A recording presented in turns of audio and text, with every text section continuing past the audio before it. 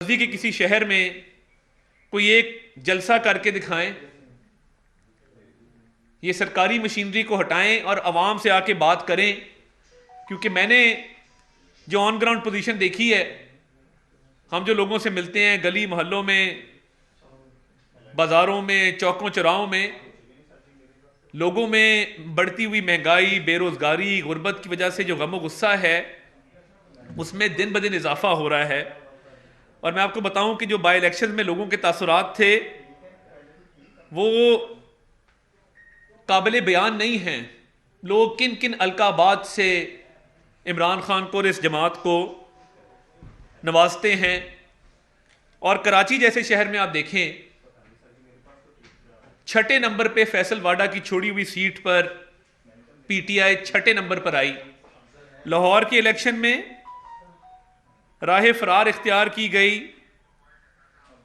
और अपने कागज रिजेक्ट करवाए गए ताकि अवाम के सामने जाकर वोट मांगकर जिल्लत का सामना ना करना पड़े। तो ये शायद इनको भी समझ नहीं आ रही और वक्त लगेगा इनको ये समझ आते हुए कि ज़मीनी हकायक है क्या, क्योंकि इस्लामाबाद में बैठकर ज़मीनी हकायक का उस तरीके से अंदाज़ा नहीं लगाया जा सकता। और मैं अब ये समझता हूँ कि कारकर्दगी तो इस सिरे से थी ही नहीं और उसमें मईशत की तबाही के ज़िम्मेदार इमरान खान साहब हैं। एक ही बयानिया इनके पास बचा था, वो झूठा और खोखला एहतसाब का नारा था। उसमें भी इन्होंने अपनी नाकामी आप तस्लीम कर ली है। शहजाद अकबर से जो इस्तीफा लिया गया वो इस बुनियाद पर लिया गया कि उनकी कारकर्दगी ठीक नहीं थी।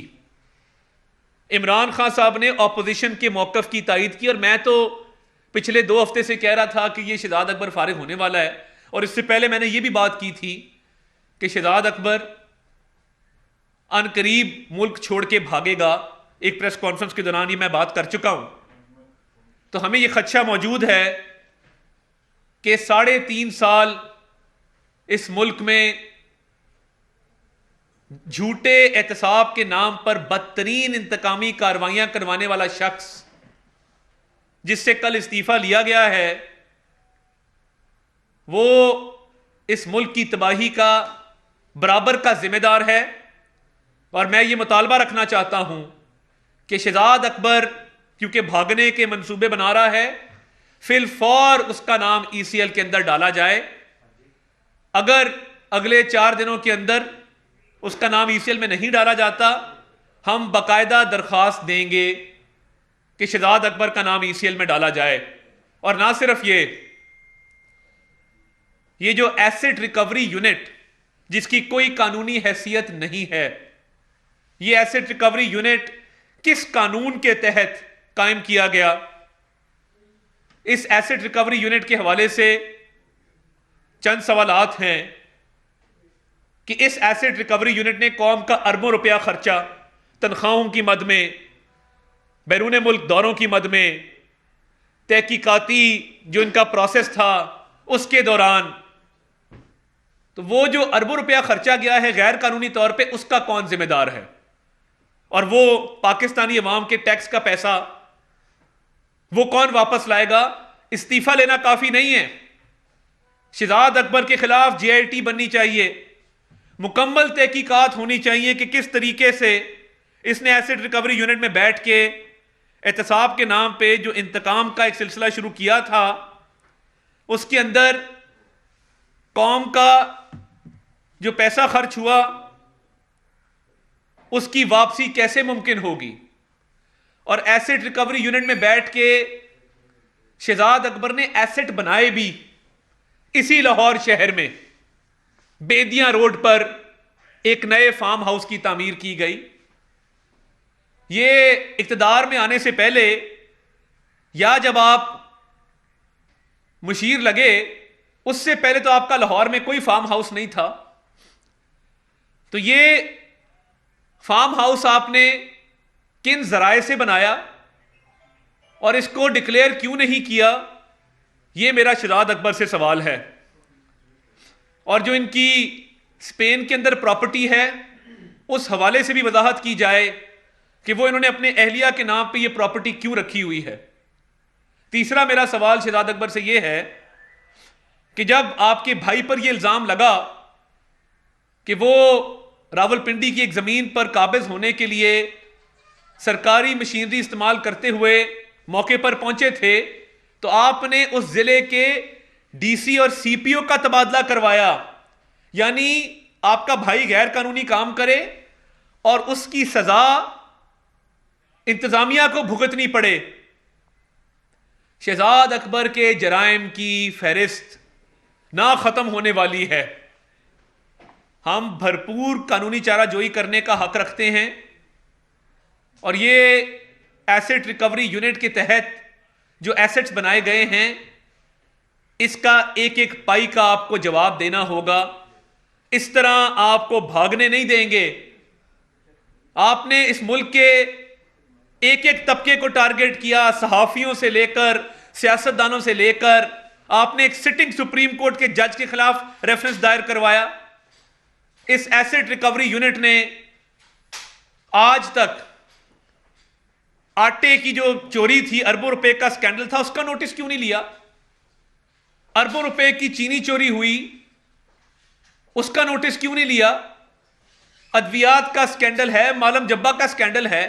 आज अशियाए खुर्दनोश महंगी हैं क्योंकि आपने माफियाज को परवान चढ़ाया। तो यह एसेट रिकवरी यूनिट का काम नहीं था।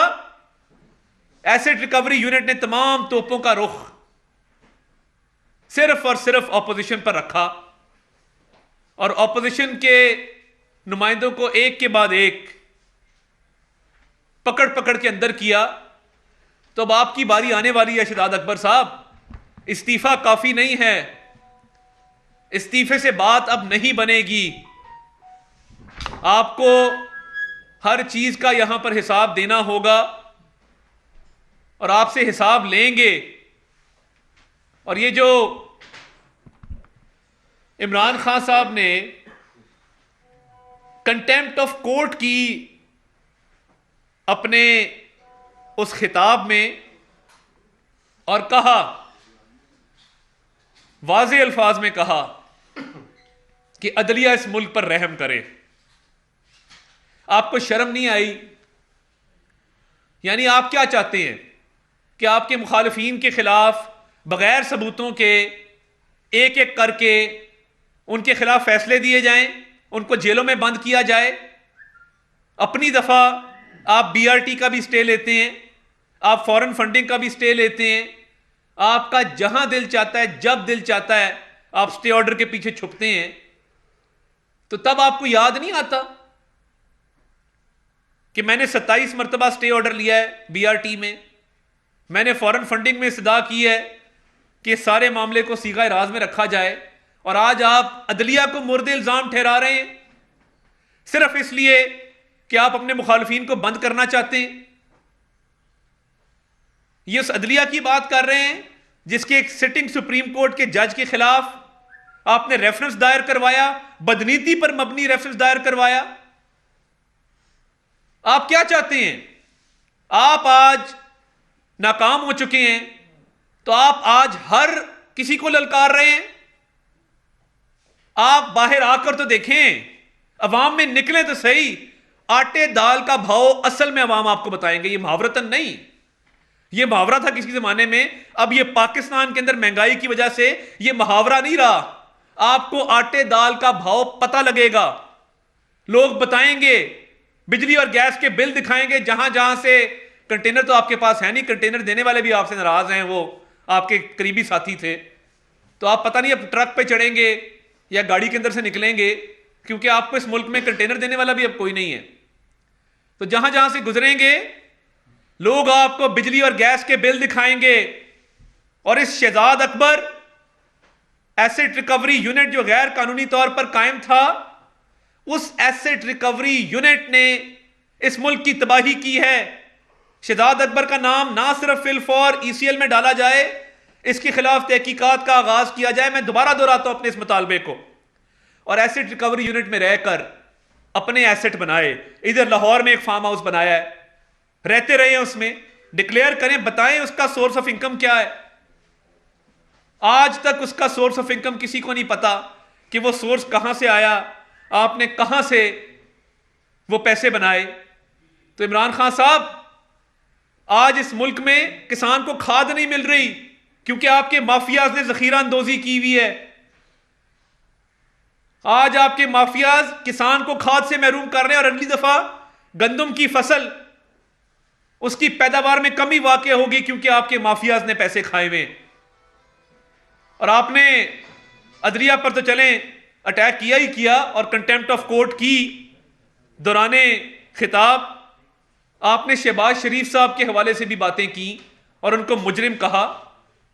आज ट्रांसपेरेंसी इंटरनेशनल के तहत जो रैंकिंग्स आई हैं और उन्होंने पाकिस्तान का नंबर जो बताया है, आज आपका सर शर्म से झुकना चाहिए और आपको शर्म आनी चाहिए कि जिस तरीके से आपने इस मुल्क में करप्शन का बाजार गर्म किया है। आलमी इदारे कह रहे हैं कि आज पाकिस्तान में करप्शन में इजाफा हुआ है। हम जब 2013 में आए थे, पाकिस्तान 127वें नंबर पर था। हम जब 2018 में गए तो पाकिस्तान 117वें नंबर पे था। हमने 10 पॉइंट्स की बेहतरी की करप्शन परसेप्शन इंडेक्स में। आप जब आए तो हमने 117 पे छोड़ा था, आज पाकिस्तान 23 नंबर उसमें ऊपर गया है करप्शन के अंदर। 140 की आज रैंकिंग आई है, 140 की, जो हम 117 पर छोड़ के गए थे। 2019 में 120 पर आई, 2020 में 124 पर आई और आज करप्शन में जो इजाफा हुआ है, पाकिस्तान का 140वां नंबर आया है। इमरान खान साहब, मुबारक हो आपको कि आज आपने करप्शन परसेप्शन इंडेक्स में भी 23 पॉइंट्स का इजाफा किया है। हमारे दौर में यह बेहतरी क्यों आई थी? क्योंकि मियां नवाज शरीफ की क़यादत में मियां शहबाज शरीफ ने इस मुल्क के अरबों रुपए बचाए थे, अरबों रुपए बचाए थे। ये ऑरेंज लाइन का मंसूबा 81 अरब रुपए की बचत है। कोई मजबूरी नहीं थी कि ये इस पे कोई टेंडरिंग की जाए, क्योंकि जब हुकूमतों के आपस में मुआहदे होते हैं तो उसमें टेंडरिंग जरूरी नहीं होती। चीन हमारा दोस्त मुल्क है, फिर भी हमने चीन को कहा कि नहीं, इसकी शफाफ तरीके से हम टेंडरिंग करवाएंगे। और जब टेंडरिंग हुई तो सबसे कम बोली आई, उसमें मजीद कमी करवाई गई। यह भी कानून में कोई गुंजाइश नहीं है कि उसमें कमी कराई जाए। $600 मिलियन कम करवाए गए। किसके लिए? इस मुल्क को, कौम के लिए। 81 अरब रुपया बचाया गया। हर प्रोजेक्ट उठा के देख लें, 4 अरब सिर्फ इस सेफ सिटी में, जिसके तहत आज आप जराइम कंट्रोल करने में नाकाम है क्योंकि कैमरे खराब पड़े हैं। शहबाज शरीफ साहब ने यह बचत की और आज उस शख्स को आप मुजरिम कह रहे हैं जिसने कभी तनख्वाह नहीं ली, सरकारी पेट्रोल नहीं लिया, अपनी गाड़ी इस्तेमाल करते थे बतौर वजीर आला। 6 करोड़ रुपए, कोई सरकारी दौरा आप देख लें, इस हुकूमत ने यह गवाही दी है कि शहबाज शरीफ जब बाहर गैर मुल्की दौरे करते थे, अपनी जेब से टिकट लेते थे, अपनी जेब से वहां के अखराजात बर्दाश्त करते थे, तनख्वाह टीएडीए नहीं थे लेते, सरकारी तेल तक को अपने पे हराम किया हुआ था, जो कि जायज उनकी इंटाइटलमेंट थी, जो कि बतौर वजीर आला उनका हक बनता था कि वो ये लेते। जिस शख्स ने 6 करोड़ रुपए सरकारी मरात में नहीं लिए, जिसने 1.5 अरब रुपए का नुकसान अपने बच्चों के खानदान को किया, जिसने कौम के अरबों रुपए बिजली के मंसूबों में, ऑरेंज लाइन में, मेट्रो बस में, सेफ सिटी में, जगह जगह अरबों रुपए बचाए, साफ पानी में 70 अरब रुपया बचाया, तो ये आप उसको मुजरिम कह रहे हैं? आपको जरा भी शर्म नहीं आई कि आप किसकी बात कर रहे हैं? मियां नवाज शरीफ की क़यादत में इस मुल्क में शफाफ टेंडरिंग हुई, वो लाहौर कराची मोटरवे हो, वो बिजली के मंसूबे हों, और एक एक पाई की इस तरह रखवाली शहबाज शरीफ साहब करते थे कि शायद मैंने किसी को अपने जाती कारोबार की भी इस तरह या जाती माल की भी इस तरह, या जाती जो बंदे को चीज अजीज होती है उसकी भी रखवाली करते नहीं देखा, जिस तरह शहबाज शरीफ ने इस कौम के पैसे पर पहरा दिया है और एक एक पाई बचाई है, क्योंकि वो सेहत पर लगनी थी, तालीम पर लगनी थी, किसी गरीब बेवा यतीम के ऊपर खर्ची जानी थी। और आप लोग नई गाड़ियां खरीद रहे हैं, 4.5 करोड़ रुपया बुजदार साहब ने अपने दफ्तर पे लगा दिया है, एसेट रिकवरी यूनिट को पूछने वाला कोई नहीं है, अरबों रुपया खा गया शहजाद अकबर। इसका जवाब कौन देगा? आपने मुजरिम का, ये कौम के मोहसिन ऐसे होते हैं, मुजरिम ऐसे नहीं होते। आपको शर्म नहीं आई? और आपने क्या किया? आपकी हमशीरा अलीमा खान साहिबा शौकत खानम की भी बोर्ड पर थी और उसके साथ साथ नमल यूनिवर्सिटी के भी बोर्ड पर थी। सरकारी तौर पर या ऑफिशियली वो एहतियात लेती रही हैं, और जब उनका मामला आया आमदन से ज्यादा असासों का और बाहर जो उन्होंने प्रॉपर्टीज बनाई, तो आपने उसको रेगुलराइज करवा दिया एफबीआर से। आपने कागजों में रद्दो-बदल करके कहा मेरा कोई ताल्लुक नहीं है। इमरान खान साहब, आपका अलीमा खान के कारोबार से बहुत गहरा ताल्लुक है, यह बेनामी कारोबार है, क्योंकि आपने उनको हर बोर्ड पे अपने साथ रखा है। अलीमा खान का क्या काम था शौकत खानम के बोर्ड पे या नमल यूनिवर्सिटी के बोर्ड पर?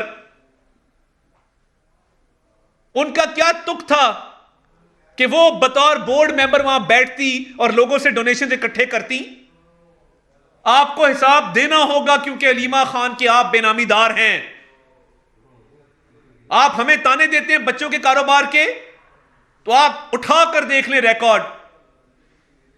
चीनी पर 1 रुपए की कभी सब्सिडी नहीं दी, बल्कि नुकसान किया। सिंध की मिलों को फायदा हुआ, क्योंकि वहां पे गन्ने का रेट कम था। शहबाज शरीफ साहब ने किसानों को फायदा देने के लिए गन्ने का रेट ऊपर रखा।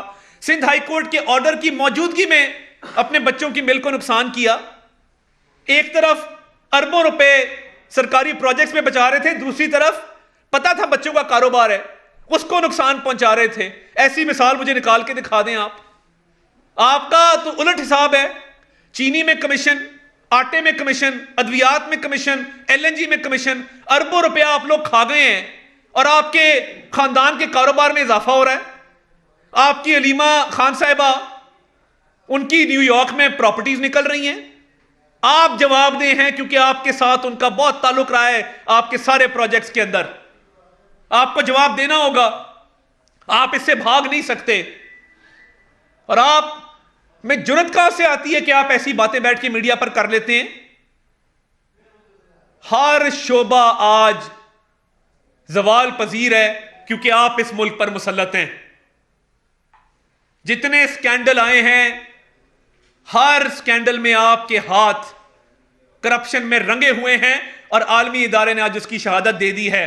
आपके खिलाफ ट्रांसपेरेंसी रिपोर्ट देता है, चार्जशीट देता है, और उधर हमारे हवाले से यूके की बेस्ट, दुनिया की बेस्ट क्राइम एजेंसी कहती है कि शहबाज शरीफ पे करप्शन का इल्जाम नहीं है, इख्तियारात के नाजायज इस्तेमाल का इल्जाम नहीं है। वो सुलेमान शहबाज को भी कहती है कि हमें कुछ नहीं मिला, हम ये तहकीकात बंद करना चाहते हैं। हमें आलमी इदारे बरी कर रहे हैं, आपके खिलाफ रोज एक रिपोर्ट आ रही है। आपके दिन अब गिने जा चुके। आप बड़के मारें, आप चीखें मारें, आप जो मर्जी करें, अब इस मुल्क की अवाम ने आपको रिजेक्ट कर दिया है, और आपसे और आपके हवारियों से एक एक पाई का हिसाब लेंगे। और शहजाद अकबर, तुम भाग नहीं सकोगे, ये मैं तुम्हें बता दूं। तुम्हें हिसाब देना होगा। तुमने जो इस मुल्क को, कौम की तबाही के तुम जिम्मेदार हो। अदालतों में अगर अब सबूत नहीं है, तो ये तुमने झूठे केस बनाए थे, इसलिए सबूत नहीं है। और ये इमरान खान की आदत है, वो कहते हैं कप्तान जिसको चाहे तब्दील कर दे। जरूरत कप्तान की तब्दीली की है। दुनिया की क्रिकेट में ये असूल है, जो क्रिकेट की मिसालें देते हैं, कि जब टीम 100 मैच हार जाए तो फिर कप्तान को तब्दील किया जाता है, खिलाड़ियों को बार बार तब्दील नहीं किया जाता। उस्मान बुज़दार मुसल्लत है, उसकी कारकर्दगी पर कोई आपको नजर नहीं आता। आप कितने खिलाड़ी तब्दील करेंगे? खिलाड़ियों की तब्दीली से कुछ नहीं होगा। यह कप्तान की तब्दीली का वक्त है। कप्तान की तब्दीली होगी तो पाकिस्तान बचेगा, वरना यह कप्तान हर चीज को ले डूबेगा। अच्छा अता भाई, अभी आपने कहा कि अलीमा खान के जो कारोबार है उसका इमरान खान को जवाबदेह होना पड़ेगा, जबकि शहबाज साहब अदालतों में जाते हैं तो जब उनसे उनके बच्चों के कारोबार के बारे में सवाल किया जाता है वो कहते हैं मेरा उनसे कोई ताल्लुक नहीं, उनसे सवाल किया जाए। ये आपका कैसा दोहरा म्यार है कि आप इमरान खान से उसकी बहन का तो हिसाब मांगते हैं, शहबाज शरीफ अपने बच्चों मैं बिल्कुल, बहुत अच्छा कि आपने ये सवाल किया। शहबाज शरीफ साहब के बच्चे इंडिपेंडेंट टैक्स फाइलर्स हैं। जब आप इंडिपेंडेंट टैक्स फाइलर्स होते हैं तो कानून ये कहता है कि आपकी कानून की नज़रों में इनफरादी हैसियत है, आपका किसी से कोई ताल्लुक नहीं है। शहबाज शरीफ साहब किसी मिल में, किसी कारोबार में ना तो डायरेक्टर है, ना शेयर होल्डर है, ना किसी किस्म का उनका ताल्लुक है। अलीमा खान साहिबा इमरान खान साहब के अस्पताल में भी बोर्ड ऑफ डायरेक्टर्स पे हैं, इमरान खान साहब की यूनिवर्सिटी में भी बोर्ड ऑफ डायरेक्टर्स पे हैं। तो जब आप ऐसे इदारे में जिस पे इमरान खान चेयरमैन है आप बतौर डायरेक्टर बैठ रहे हैं, तो फिर अतियात भी आप वसूल कर रहे हैं, आपके साइन भी है मिनट्स के ऊपर, तो ये तो सीधा साधा आपका लिंक बनता है बेनामी का। हमारा तो चले कोई दूर पार का भी लिंक नहीं है, क्योंकि वो इंडिपेंडेंट टैक्स देते हैं, उनकी इंडिपेंडेंट हैसियत है, हम कोई share holder, MD, CEO, director नहीं है। ये तो डायरेक्ट आप डायरेक्टर बैठी हुई है इस फॉर्म के अंदर, दो जगह बैठी हुई है, तो ये तो जवाब देना होगा इस बात का। अता भाई, अपनी आखिरी प्रेस कॉन्फ्रेंस में शहजाद अकबर साहब ने कहा था कि शरीफ डॉक्टराइन जो है वो इस मुल्क में धौंस और धमकियों की सियासत करती है। ये शहजाद अकबर साहब कौन सी डॉक्टराइन का शिकार बने हैं और बाकी जिन लोगों पर इल्ज़ाम लगाते थे वो कौन सी डॉक्टराइन? देखिए, शहजाद अकबर साहब तो सीधा साधा एक जो फैशिस्ट डॉक्ट्रिन है कि इस मुल्क में हर कोई चोर, लुटेरा, डाकू है और उसको जेल के पीछे होना चाहिए, जो आपको पसंद नहीं है। तो ये बेसिकली आप अगर समझे ना उन्होंने क्या किया है, एक तो उन्होंने अदलिया को कंटेम्प्ट किया, साथ शहजाद अकबर को निकाला। ये अगर आप कड़ियाँ जोड़े तो उनको गुस्सा इस बात का है कि अभी तक शहबाज शरीफ साहब के खिलाफ कोर्ट ने उनको सजा क्यों नहीं दी, अब तक सजा हो जानी चाहिए थी, उनको जेल में होना चाहिए था। अब सजाएं उनकी मंशा के मुताबिक तो नहीं हो सकती। वो शहजाद अकबर क्या 100 शहजाद अकबर आप ले आए, जब तक अदालतों में सबूत नहीं देंगे तो शहजाद अकबर किस तरह सजा दिलवाएगा, क्योंकि सबूत तो दूर की बात है, कुछ आप एक पाई की करप्शन की दिखा दें। तो ये डॉक्ट्राइन जो है ये फैशिस्ट डॉक्ट्राइन है। तो बाकी अब इनका टाइम आने वाला है, इनको तो जवाब देना होगा ना। ये फॉरेन फंडिंग का भी मुलाजमीन के अकाउंट में पैसा कहां से आया, और देखिए आर्टिकल 62, 63 इमरान खान साहब पे लगता है। बतौर एमएनए, बतौर चेयरमैन ऑफ पार्टी उन्होंने उस दस्तावेज पे दस्तखत किए हैं जिसके तहत 4 मुलाजमीन, अरशद, रफीक और 2 और मुलाजमीन हैं, 20,000 रुपया तनख्वाह वाले मुलाजमीन जिनके अकाउंट में करोड़ों रुपया आया है। तो वो इमरान खान साहब ने किस हैसियत से वो बेनामी अकाउंट बनाए? यानी आपने डिक्लेयर क्यों नहीं किए, छुप छुपा के मुलाजमीन के अकाउंट में पैसे मंगवाना। तो ये तो सीधा आर्टिकल 62, 63 का केस है। अच्छा आकाश साहब, ये बताइएगा कि खान साहब ने अपनी तकरीर में ये कहा कि अगर मैं बाहर निकल के आया तो ज्यादा खतरनाक होगा, क्या आप समझते हैं कि आपके लिए वो ज्यादा खतरनाक होंगे? वो तो अभी भी हमारे लिए खतरनाक नहीं रहे, तो वो बाहर आए ना, आप अवाम का सामना करें आके। जब जहांगीर तरीन का जहाज़ नहीं होगा और बाकी उनके करीबी दोस्तों के कंटेनर नहीं होंगे और उनके जो इलेक्टेबल्स हैं जो खुद मुश्किलात का शिकार हैं, वो कहते हैं हल्के की अवाम को हम क्या शक्ल दिखाएं, और बाई इलेक्शंस की हार, लोकल गवर्नमेंट के इलेक्शंस की हार। तो खान साहब बाहर निकल के देखें तो सही, लोग उनका इस्तकबाल करने को तैयार हैं, मगर इस्तकबाल इस दफ़ा फूलों और हारों से नहीं होगा, बिजली और गैस के बिलों से और बच्चों की फीसों के बिलों से और बुजुर्गों की जो अद्वियात की अखराजात हैं उनके बिलों से किया जाएगा। अच्छा, दो नोटिस बताइएगा कि अगर शहजाद अकबर साहब कल को इमरान खान साहब के खिलाफ या गवर्नमेंट के खिलाफ वादा माफ गवाह बनते हैं तो शहजाद अकबर साहब को अपार अमान मिल सकती है? देखिए, कतन नहीं, शहजाद अकबर ने जो किया इस मुल्क के साथ, वो चले हमारे साथ जो किया हमने बर्दाश्त किया, जो इस मुल्क की तबाही की है कतन नहीं मिल सकती। मगर ये वादा माफ गवाह बनने की आवाज़ उठ पड़ी है पीटीआई के अंदर से। असद उमर साहब ने पिछले दिनों बयान दिया कि मियाँ नवाज शरीफ को बाहर भेजने के जिम्मेदार इमरान खान है।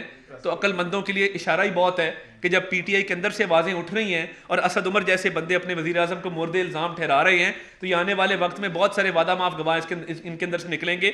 और देखें, हम सियासी लोग हैं, हमने जेलें भी बर्दाश्त की हैं, जिलावतनियाँ भी बर्दाश्त की हैं।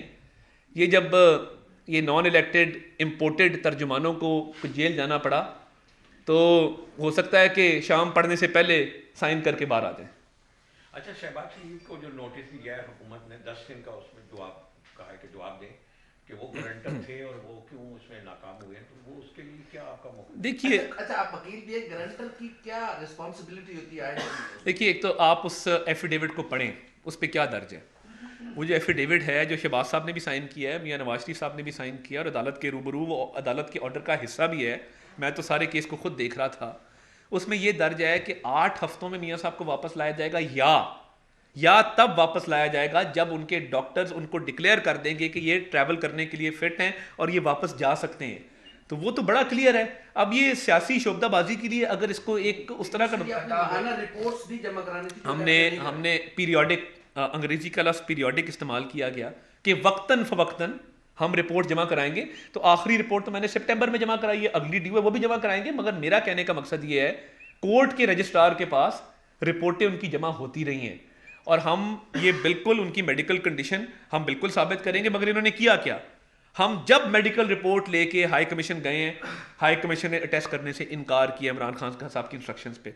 हमें मजबूरन उनको नोटराइज करा के भेजना पड़ा। शुरू की कुछ रिपोर्ट्स ज़रूर उन्होंने अटेस्ट की थी, मगर जो पिछली 3-4 रिपोर्ट्स हैं उस पर हाई कमीशन ने इनकार किया। अभी आप जो आपने बात की मेडिकल रिपोर्ट्स की, आप सारा मलबा उनकी वापसी का मेडिकल रिपोर्ट्स पर डाल दें। लास्ट टाइम अभी रिसेंट मरियम नवाज ने जो प्रेस कॉन्फ्रेंस की, उसमें उन्होंने ये कहा कि नवाज शरीफ की वापसी पार्टी तय करेगी कब नवाज शरीफ ने वापस आना है, जबकि रिपोर्ट्स वाला सेहत वाला मामला नहीं देखे ना, पार्टी ने क्या करना है, पार्टी ने उनकी सेहत के मामलात भी देखने हैं, कानूनी पहलू भी देखने हैं, सियासी पहलू भी देखने हैं। तो पार्टी जब ये फैसला करेगी तो उनकी हेल्थ, उनकी मेडिकल कंडीशन बहुत बड़ा फैक्टर होगा उसके अंदर। और देखिए उनकी हालत क्यों बिगड़ी। 6-6 महीने डॉक्टर अदनान कोट लखपत की जेल की दीवार के लगे खड़े रहते थे, उनको मिलवाया नहीं जाता था, अद्वियात रोक दी, खाना रोक दिया। तो एक हार्ट पेशेंट को आप जब ये सलूक करेंगे तो उनकी हालत इसलिए बिगड़ी और उनको फिर एमरजेंसी में शिफ्ट करना पड़ा। तो आज ये हुकूमत अब करे ना इंक्वायरी, जब ये कहते हैं कि हम इंक्वायरी करेंगे तो अपने वजीरों के खिलाफ करेंगे, फैसल सुल्तान साहब के खिलाफ करेंगे, यास्मीन राशिद साहिबा के खिलाफ करेंगे, अपनी पूरी सरकारी मशीनरी के खिलाफ करेंगे। करें इंक्वायरी, बताएं। चार्ल्स कैथरी की जो ऑडियो आई है दोबारा, जिसको अब हाईलाइट किया जा रहा है राना शमीम साहब के बयान पे, उस पर अभी तक मुस्लिम लीग नून की जानिब से कोई वर्शन सामने नहीं आया कि आया वो उनका ऑडियो बयान दुरुस्त है या वो भी फॉर्ज किया गया है।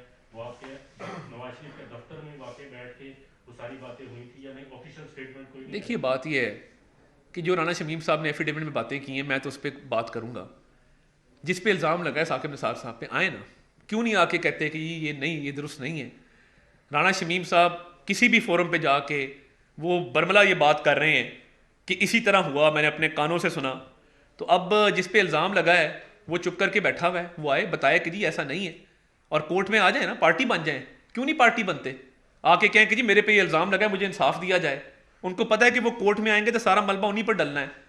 तो उन्होंने अपने दौर में जो किया वो किसी से ढका छुपा है। इधर PKLI अस्पताल बंद करा दिया, बताओ। वो तो वजीर आजम भी थे, वजीर आला भी थे, मिनिस्टर वाटर एंड पावर भी थे, मिनिस्टर रेलवेज भी थे, सब कुछ थे। तो फिर ठीक है, मतलब अगर आप एक सियासी पार्टी के खिलाफ उस कुर्सी पे बैठ के इस तरीके से कैंपेन चलाएंगे तो फिर कोई ये इस बात में ये बात मानने में आती है कि आपने किया होगा, तो आके सफाई पेश करें। सवाल का जवाब नहीं आया सर कि नून लीग का वर्शन क्या है। देखिए वो मौक़िफ़ बड़ा क्लियर है। राना शमीम साहब ये बात कर चुके हैं कि मैं वहाँ पे बैठ के नहीं एफिडेविट दिया था। अब ये किस तरीके से PTI ने मनूवर किया है कि वो ऑडियो निकाली है, तो मैं समझता हूँ कि ये ऑडियो मुझे ठीक नहीं लगती, क्योंकि राना शमीम साहब अपना मौक़िफ़ दे चुके हैं, बड़ा क्लियर दे चुके हैं। थैंक यू, बहुत शुक्रिया।